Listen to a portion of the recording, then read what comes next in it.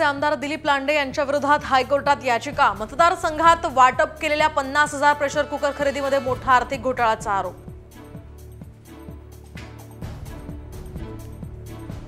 आगामी विधानसभेमध्ये मराठा ओबीसींची एकजूट दिसेल। ओबीसी नेते हेमंत पाटलांचं विधान, तर निवडणुकीच्या पार्श्वभूमीवर जरांगे पाटलांसोबत चर्चा करणार असल्याची ही माहिती।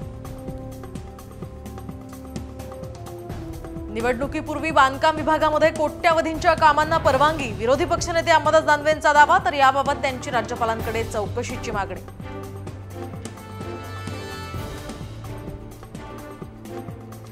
भारतीय कम्युनिस्ट पक्षाची महाविकास आघाडीकडे 15 जागांची मागणी, तर जागा न मिळाल्यास स्वतंत्रपणे निवडणूक लढण्याची ही तयारी।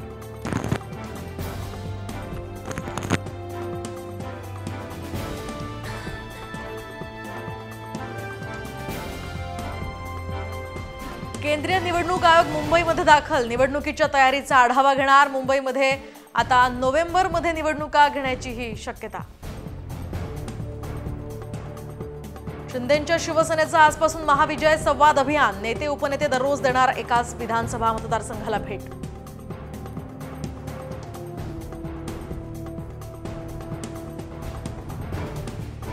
येत्या 5 ऑक्टोबरला ठाकरे गटाचा भव्य महानोकरी मेळावा। मेळाव्यामध्ये 125 नामांकित कंपन्यांचा असणार सहभाग, तर 10,000 तरुणांना मिळणार नोकऱ्या।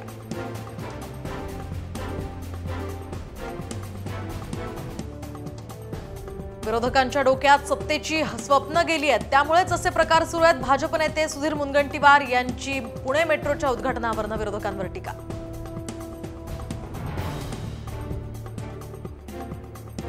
अमित शहांनी महाराष्ट्रामध्ये तंबू ठोकला तरी भाजपचा विजय होणार नाही।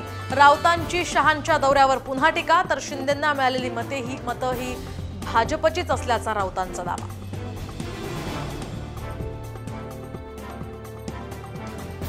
महाराष्ट्रामध्ये सगळ्याच माजोरड्यांचा माज उतरवून मिळतो। ठाकरे गटाच्या मुखपत्रातनं जहरी टीका, तर शहांच्या पवार ठाकरेंना संपवण्याच्या विधानाचा समाचार।